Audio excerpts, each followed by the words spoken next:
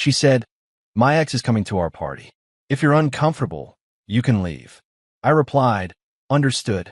Then I canceled the party and emailed all our friends, "Sorry, canceled." She wanted to host her ex alone.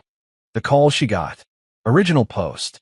I, 32 male, have been with Fiona, 30, for 4 years, and we've lived together in my condo for the last 2.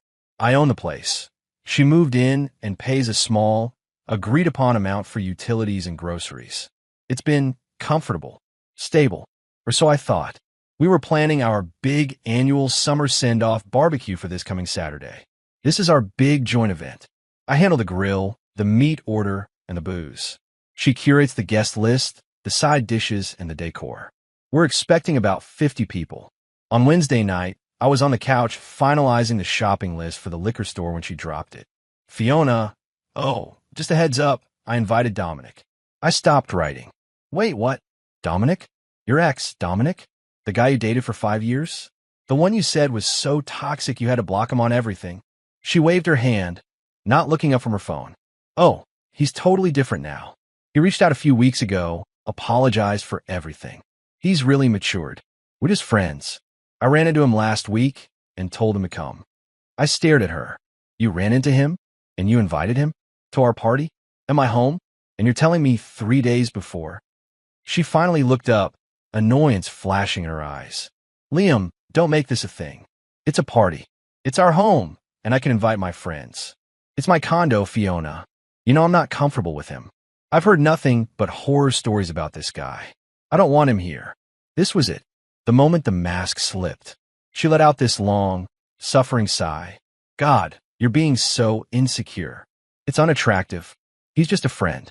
I already told him he could come, and I'm not uninviting him just because you're feeling paranoid." She stood up, gathering her things. "Honestly, if you're going to be that uncomfortable, you can just leave for the night. Go to a bar. See a movie. It's just a few hours. I'm not going to let your jealousy ruin this." She just told me to leave my own home so she could entertain her ex-boyfriend. I looked at her, really looked at her. The casual dismissal, the utter lack of respect, and all the little red flags from the past few months suddenly clicked into place. I put the pen down. "Understood," I said quietly. She smiled, relieved. "Good. Glad you're not going to be a baby about it. I'm heading to bed." I waited until I heard the bedroom door click shut. Then I opened my laptop, pulled up the guest list and the email invitations we'd sent out from my account. I took a deep breath, and I started typing. Subject: canceled, summer send-off barbecue. Body: "Hi everyone, I'm so sorry to do this at the last minute, but I have to cancel this Saturday's barbecue. Fiona has informed me she invited her ex-boyfriend, Dominic, and would prefer to host him alone. She suggested that if I was uncomfortable, I should leave my own home for the evening to make them more comfortable. Obviously, this isn't the party we all planned. I'm not willing to host an event under those circumstances, and I'm certainly not leaving my home. Sorry again for canceling. I hope to catch you all soon under much better circumstances. Best, Liam." I hit send to all 50 people. Then I went into the guest room and locked the door. I set my alarm for 6 a.m. I woke up to the sound of her phone vibrating on the nightstand in the other room. It wasn't just vibrating. It sounded like an angry hornet's nest. Buzz, buzz, buzz, buzz, buzz. A few minutes later, my bedroom door handle rattled. Liam, are you in there? Unlock the door." I heard her stomp back to the bedroom, then back. The rattling was more frantic. "Liam, what did you do?" "My phone is exploding." "What did you send?" I got up, calmly made myself a coffee in the guest room's small kitchenette. It's more of a suite, thankfully. She was screaming through the door now. "You humiliated me. You psycho. You're going to regret this. Open the door." The call she got? Oh, they were beautiful. I could hear her muffled voice. "No, that's not what happened. He's twisting my words. Maya, you know I wouldn't. He's the one being controlling. He canceled it, not me." I just sipped my coffee. She wanted me to leave. I'm just getting a head start on packing. Update 1. Thank you all for the comments and support. It's been validating. I'm not the crazy one. This past week has been, well, it's been hell. But the fog is clearing. So, after about an hour of her screaming and her phone blowing up, I finally opened the guest room door. She was standing there, hair a mess, face red and puffy from crying. phone clutched in her hand. You, she sputtered. You humiliated me. To everyone. My mom called me. Maya thinks I'm some kind of cheater. You need to fix this. Now, send another email. Tell them you misunderstood. Tell them you were jealous and overreacted. Apologize. I just looked at her. No. What do you mean, no? I'm not sending another email. I'm not apologizing. I sent the truth. Did you, or did you not, tell me to leave my own home so you could host your ex? That's not what I meant, she shrieked.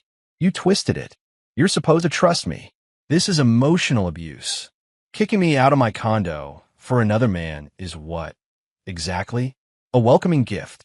She just stared at me, dumbfounded that I wasn't backing down. Before she could wind up for another round, her sister, Celeste, let herself into the condo. She apparently has a key, which is news to me. Celeste didn't even look at me. She just rushed to Fiona. Oh my God, Fi, are you okay? I saw the email. He's insane. What a psycho. She finally turned to me. You need to apologize to her. You've ruined her reputation. You know how sensitive she is. This is a complete overreaction. You're a controlling monster. I'm controlling? For not wanting to be kicked out of my own house. She was just flustered. Celeste shot back. She didn't mean it. You're supposed to love her. You're just trying to punish her. You're probably going to kick her out, aren't you? Well, you can't. She has rights. This is her home, too. Fiona, seeing her sister backing her up, found her strength. She's right. This is my home. You can't just kick me out. And after you just did this to me, I'm not going anywhere. Then came the first real dirty trick. In fact, Fiona said, crossing her arms, I don't think I should have to pay for utilities this month. Or groceries. Not after the emotional distress you've caused me.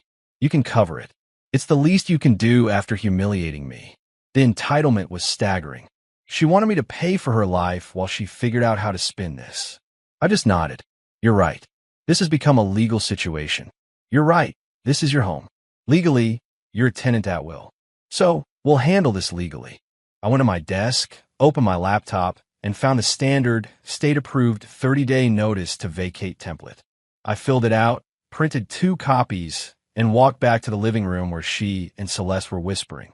I handed 1 copy to Fiona. What's this? She sneered. That's your formal, legal 30-day notice to vacate. You have until the 20th of next month to be out with all your belongings. Our verbal tenancy agreement is terminated.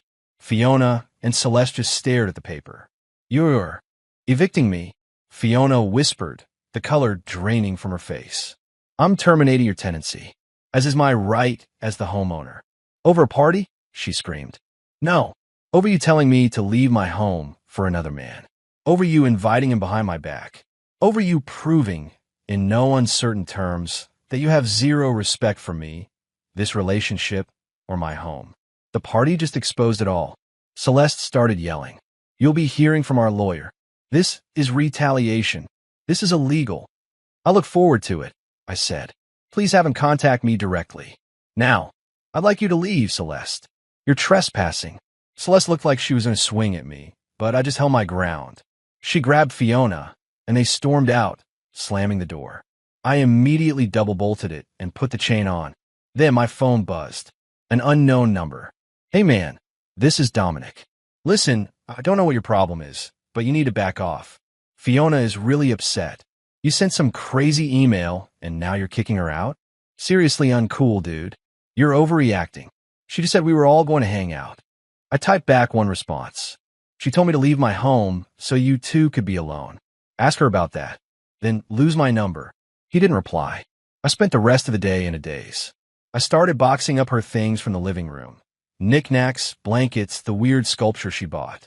I piled them by the front door. This is going to be the longest 30 days of my life. Update 2. This is not a 30-day war. This is a siege. Living with someone who is actively trying to destroy you from the inside is an education. I have 18 days left until the notice is up. Fiona and Celeste must have realized they couldn't just bully me because they moved on to Dirty Tricks, the sequel. Dirty Trick 1, The Petty War. Fiona is making my life a living hell. It's almost impressive in its childishness. She accidentally used all the hot water every morning before I had to get ready for work. She forgot to buy groceries and then ate the specific food she knows I'm meal prep for the week. She'll come home at 2 a.m. on a Tuesday, turn on the living room TV to full volume, and fall asleep on the couch. She's trying to make me leave. Dirty trick 2. The legal scare. I was served. Well, served. A guy in a messy suit handed me a letter from a law office I've only ever seen advertised on bus benches. It was a cease and desist, full of typos. It claimed I was engaging in a campaign of harassment by illegally evicting her and libeling her to our mutual friends. It said she was a common-law spouse, which isn't a thing in our state, and was demanding 50% of my condo's equity and $10,000 for emotional distress. It also demanded I immediately cease and desist packing her belongings, as I was tampering with her property. Dirty trick 3. The property grab. This was the boldest. I have a large framed art print in my office. It's a signed, limited edition piece by an artist I've followed for years. It's my favorite thing I own. I came home from work to find a bright pink sticky note on it. The note said, "Mine. Anniversary gift 2021. Do not pack." She is lying. I bought that print in 2017, a full year before I even met her. She's just claiming it. She's banking on the fact that I won't have the proof. I was shaking with anger. But I'm not playing her game. I'm playing mine. My response, the methodical takedown. First, I hire my own lawyer. A good one. A shark. The retainer fee hurt, but peace of mind is priceless. He laughed out loud at the common law letter. He said the libel claim is a joke because truth is an absolute defense, and her own text to me, which I saved, proves her intent. Second, per his advice, I bought 2 small, very visible security cameras and placed them in the living room and the kitchen. Fiona lost her mind. "You're spying on me. That's illegal. I'm calling the cops." "Go ahead," I said, plugging the last one in. "It's my home. I'm documenting my property and my own safety. Given your sister's unannounced entries and your lawyer's false claims, I'm protecting myself. If you don't like being on camera, you're welcome to leave 18 days early." The late-night TV concerts have stopped. Third, I dealt with the art print. I went into my attic, dug through my old file boxes, and found it. The original gallery receipt from 2017. Framed, dated, with my name and credit card info on it. I taped a copy of it to the wall right next to her sticky note. She hasn't said a word about it since. The investigation, the snap moment. Her lawyer's letter got me thinking. If she's this bold, she's hiding more. I didn't have to hack her phone. I didn't have to hire a PI. I just had to look at the bills. I manage our shared toll pass account. It's linked to my credit card. I was logging in to remove her transponder before the next billing cycle. I decided to check the history. For the last 8 months, every Tuesday and Thursday night. Her car, same toll plaza, same exit, 9:15 p.m. Same plaza, same exit, in reverse, 1:30 a.m. Her late-night yoga class with Celeste. I Googled the exit. It's a residential area across the bridge. I Googled Dominic's name. His apartment complex is right off that exit. This wasn't a reconnection. This wasn't her running into him. This has been going on for almost a year. The party, my God. The party was her trying to introduce her 2 lives. She was trying to get me and her friends to like him, to normalize him, so she could eventually trade up or down, as it seems, without looking like the villain. She didn't just tell me to leave for an evening. She was trying to get me to vacate my own life. I waited for her to come home last night. She was back in Ice Queen mode, ignoring me. "How was yoga?" I asked, not looking up from my laptop. She stopped. "What? Yoga? With Celeste. You went, right?" "It's Thursday." "Yes," she said, her voice clipped. "What?" I turned my laptop around. On the screen was the toll pass statement. 8 months of it. Just admiring your dedication. That's a long drive, all the way across the bridge. You must be exhausted, especially since Celeste's building is downtown, in the opposite direction. I zoomed in on the map, right next to the list of charges. The pin was on Dominic's apartment complex. But I guess it's a convenient location for yoga. She didn't speak. She didn't cry. She didn't yell. Her face just crumpled. It was the look of someone who had just been checkmated. This whole thing, I said, the party, he's matured, all of it. It was a lie. You're not just entitled, Fiona. You're a cheat. And a terrible one. I closed the laptop. 18 days, I said, or you can leave now. She went into the bedroom and locked the door. My lawyer has already sent a response to hers, complete with the toll records and the 2017 art print receipt. Her lawyer's emotional distress claim seems to have evaporated. Now we wait for move-out day. Final update. It's over. She's gone. The 30-day notice expired yesterday at noon.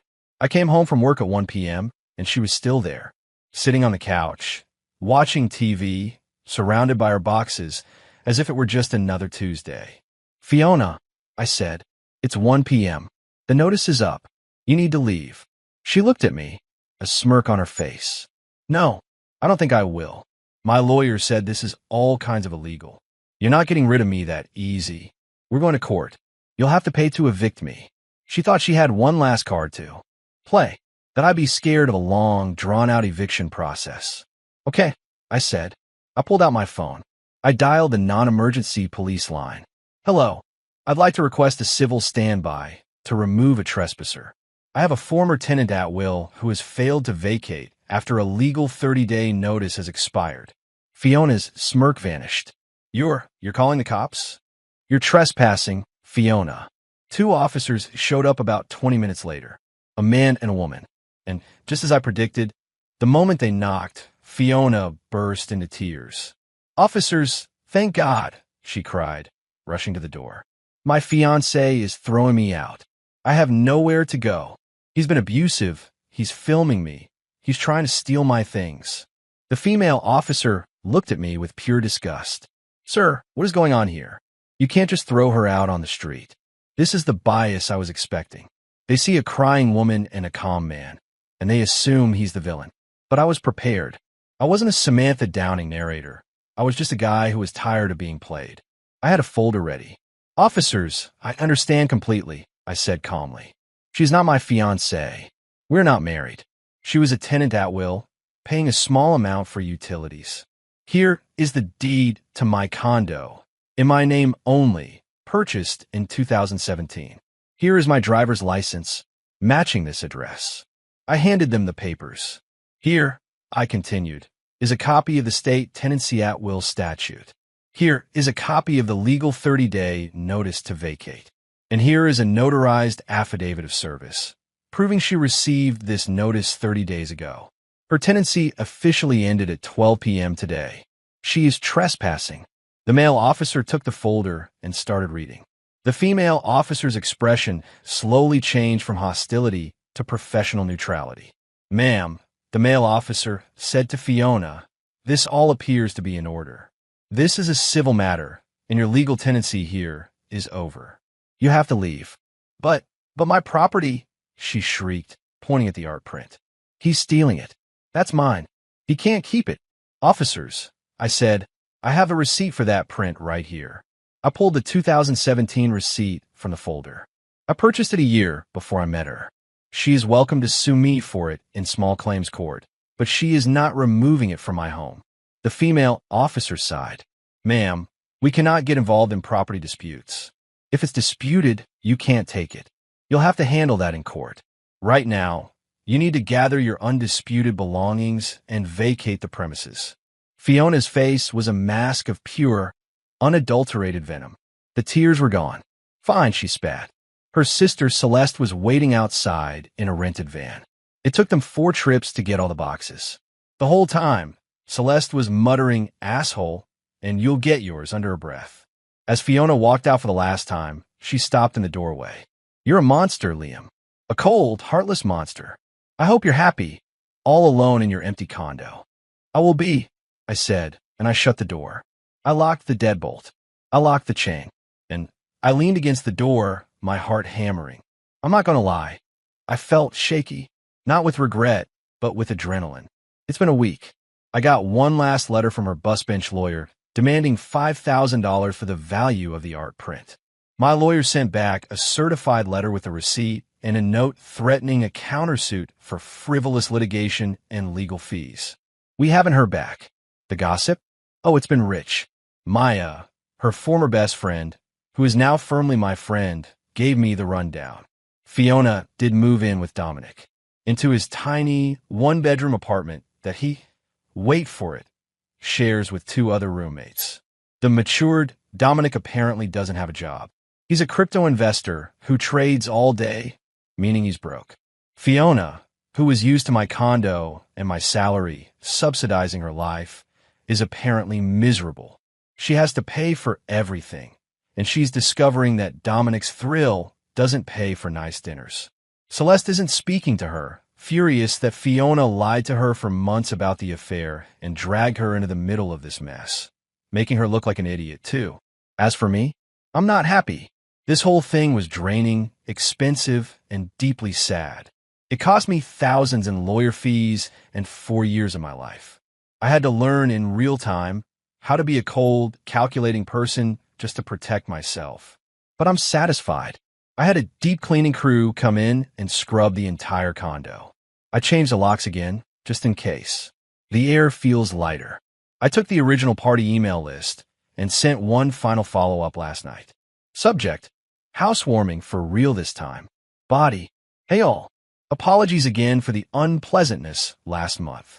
The air has been cleared and the trash has officially been taken out. I'm having that barbecue for real 2 weeks from Saturday. My home, my rules. Hope you can make it. Dominic is not invited. The RSVPs have been amazing.